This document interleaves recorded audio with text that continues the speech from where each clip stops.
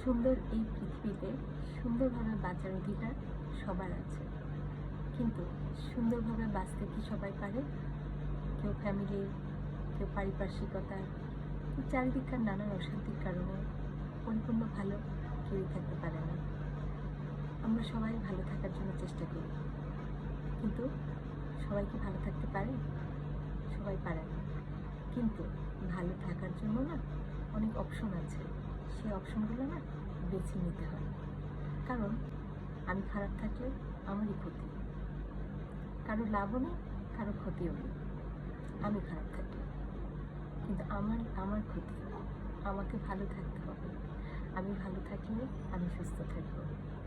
আর ভালো থাকার জন্য সবসময় সুন্দর কিছুর সঙ্গে থাকতে হবে। যেখানে গেলে একটু ভালো লাগে, যেটা করলে ভালো লাগে। আমি কাজের মধ্যেই সবসময় নিজেকে নিয়োজিত রাখতে চাই, নিজেকে ভালো রাখার জন্য। সবাই দোয়া করবেন। আল্লাহ হাফেজ।